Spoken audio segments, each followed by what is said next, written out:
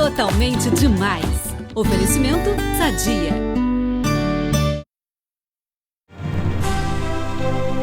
Crefisa oferece Jornal Nacional. Boa noite. Boa noite. O ministro do STF, Celso de Mello, derruba o sigilo do vídeo da reunião ministerial de 22 de abril. O objetivo era comprovar se o ex-ministro Sérgio Moro tinha razão ou não ao afirmar que o presidente Jair Bolsonaro tentou interferir politicamente em investigações da Polícia Federal. Mas o vídeo da reunião revela muito mais. Entre muitos palavrões e insultos, Bolsonaro diz que a ação de governadores para combater o coronavírus tem razões ideológicas. O que os caras querem é a nossa hemorroida, é a nossa liberdade. O ministro da Educação, Weintraub, defende prisão para integrantes do Supremo Tribunal Federal. Eu, por mim, botava esses vagabundos todos na cadeia, começando no STF. A ministra da Cidadania, Mulher e Direitos Humanos, Damares Alves, fala em cadeia para chefes dos executivos estaduais e municipais. Os governadores e prefeitos responderão processos e nós vamos pedir, inclusive, a prisão de governadores e prefeitos. O ministro do Meio Ambiente, Ricardo Salles, diz que o governo deve mudar regras de proteção ambiental agora. Nas palavras dele, neste momento de tranquilidade, enquanto a imprensa se concentra no combate ao coronavírus. Tudo que a gente faz é pau no judiciário, no dia seguinte. Então, para isso precisa ter um esforço nosso aqui, enquanto estamos nesse momento de tranquilidade no aspecto de cobertura de imprensa, porque só fala de Covid, e ir passando a boiada, e mudando todo o regramento, e simplificando normas. Na reunião, o presidente Bolsonaro critica o sistema oficial de informações. E revela que tem um sistema particular que funciona. Sistema de informações. O meu funciona. O meu particular funciona. Os outros que tem oficialmente, desinforma. E a fala mais aguardada é revelada. Já tentei trocar gente da segurança nossa no Rio de Janeiro, oficialmente, e não consegui. Isso acabou.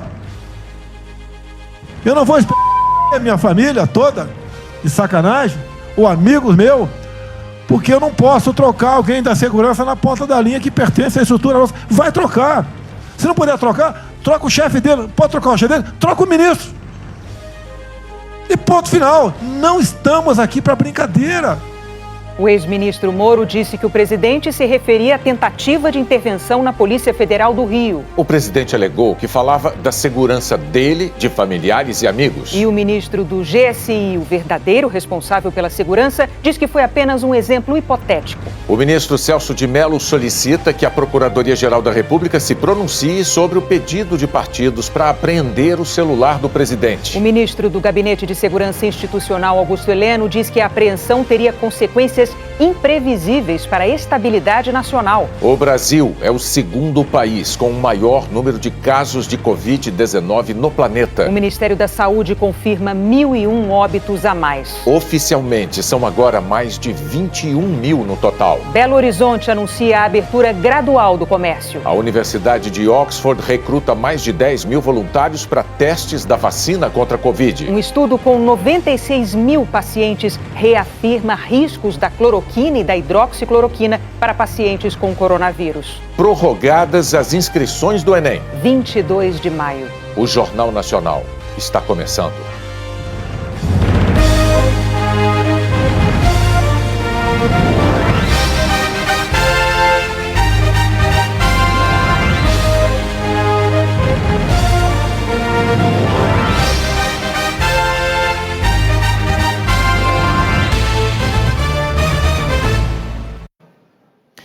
O ministro Celso de Mello, do Supremo Tribunal Federal, garantiu a todos os cidadãos brasileiros o direito de tomar conhecimento dos fatos que se deram durante a reunião ministerial do último dia 22 de abril. Naquela quarta-feira, o presidente da República reuniu ministros para apresentar queixas, cobranças e impropérios. O encontro se tornou objeto de interesse nacional porque tanto o presidente Bolsonaro quanto o ex-ministro Sérgio Moro afirmaram que uma gravação daqueles diálogos provaria o que cada um deles afirma, embora afirmem coisas opostas. Moro diz que o presidente o havia pressionado e ameaçado com o objetivo de interferir politicamente em investigações da Polícia Federal por meio da troca do superintendente do Rio de Janeiro. Bolsonaro afirma que não tentou interferir, que não mencionou Polícia Federal nem superintendência. A gravação da reunião divulgada hoje permite saber, afinal, o que foi dito e por quem. E revela ainda ideias antidemocráticas de ministros com a defesa da prisão de governadores e de ministros do Supremo Tribunal Federal. O que aconteceu na reunião de abril, o que foi dito e por quem, você vai ver ainda nesta edição do Jornal Nacional, que começa com um noticiário sobre o que é mais importante: as vidas em risco na pandemia do coronavírus. O Brasil se tornou hoje o segundo país com maior número de casos de Covid-19 no planeta, 330.890. Quase 21 mil novos casos foram incluídos de ontem para hoje e mais 1.001 mortes. Oficialmente, são agora mais de 21 mil óbitos no total. O Amazonas enfrenta dificuldades enormes de atendimento a doentes em cidades menores. Um aparelho de raio-x parado há mais de 40 dias e um respirador há mais de um mês. Os dois equipamentos estão novos, ainda na caixa, e guardados no Hospital Municipal de Tonantins, a 863 quilômetros de Manaus. Eles poderiam ter sido usados para salvar o seu Getúlio Marinho, de 68 anos, que morreu no último dia 5. Ficou 8 dias internado no hospital da cidade com Covid-19. Em estado grave, não conseguiu ser transferido para Manaus, que não tinha vaga nas UTIs. O meu pai morreu solicitando o raio-x e ele não conseguiu, porque lá o raio-x não está funcionando, que nem Coveiro tem. O meu pai foi enterrado por 3 sobrinhos dele. Eles mesmos enterraram meu pai. Seu Indeberto Rocha, de 65 anos, foi outra vítima. Morreu ontem, após 3 dias de internação. Com Covid-19 e em estado grave, ele teve uma parada cardíaca. Não tinha um médico na hora que ele mais precisou. Tinha uma enfermeira e um técnico e não tinha aparelho respiratório. O secretário de Saúde de Tonantins, José Júlio Júnior, informou que não há técnico disponível para instalar o raio-x no hospital e que o respirador está sendo utilizado no transporte de pacientes e que ele estava embrulhado e na caixa para preservar o equipamento. Enquanto os equipamentos ficam nas caixas, a doença invade o interior do Amazonas. 52% dos casos confirmados estão fora da capital. Os pacientes mais graves são transferidos para Manaus, única cidade com UTI. A taxa de ocupação de leitos já é de 82%. O governo da Paraíba interrompeu o transporte intermunicipal até o dia 31 de maio e montou barreiras nos acessos a 7 cidades do litoral. Em João Pessoa, agentes sanitários estão medindo a temperatura de moradores em 2 bairros onde o registro de casos é elevado. Quem tem febre ou apresenta outros sintomas faz o teste rápido e pode ser encaminhado ao médico.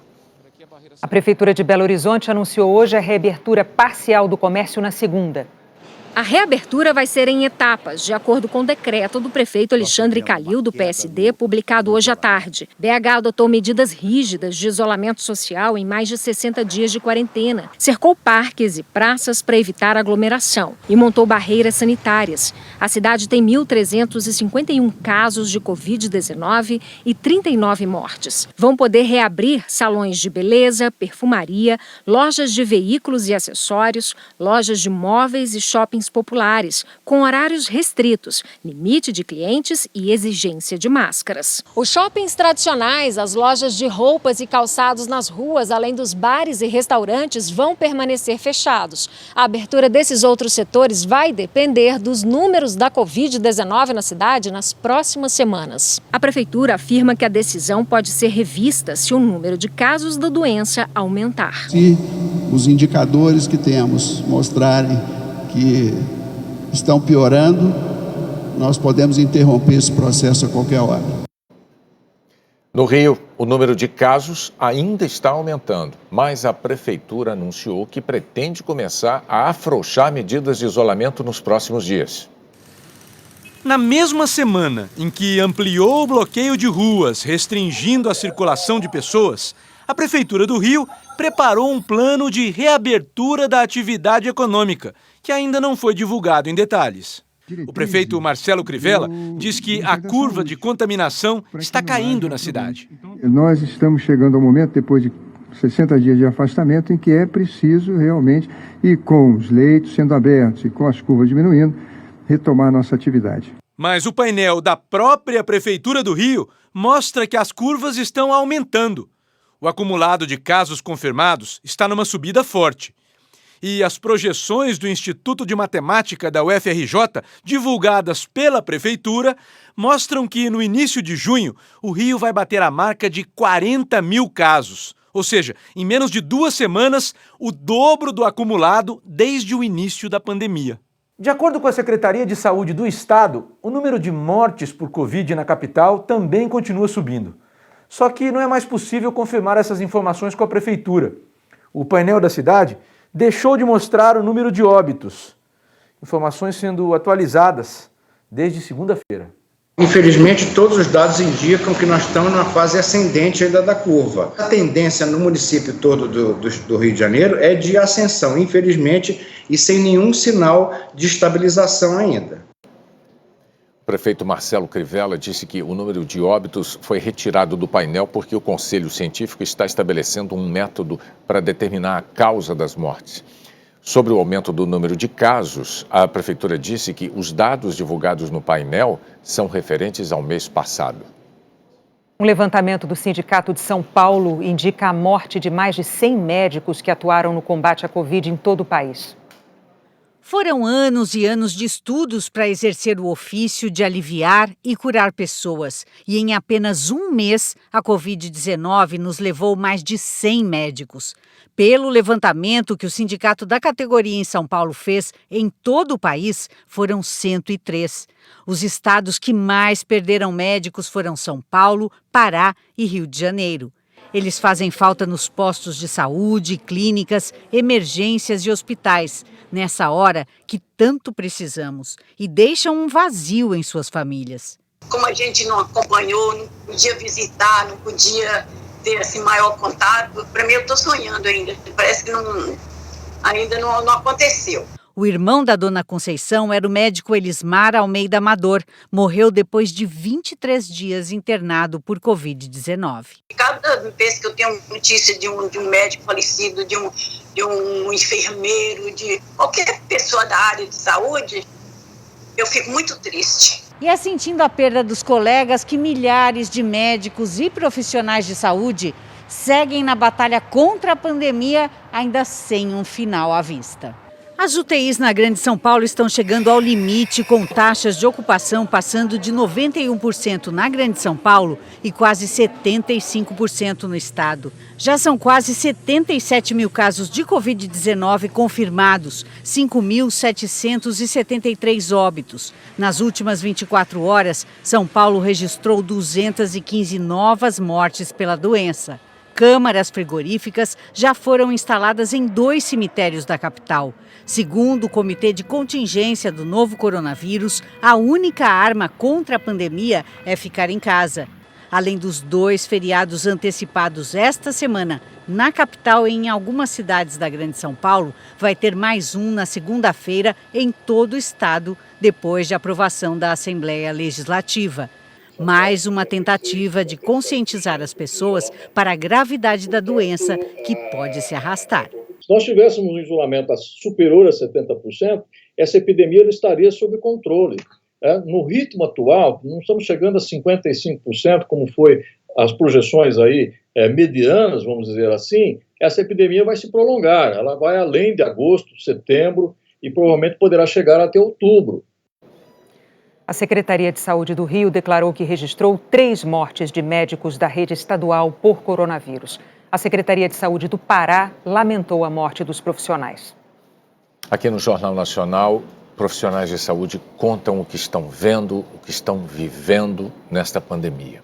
Hoje é a vez da médica Laíse Andrade, da emergência do Hospital Nossa Senhora da Piedade, em Paraíba do Sul, estado do Rio.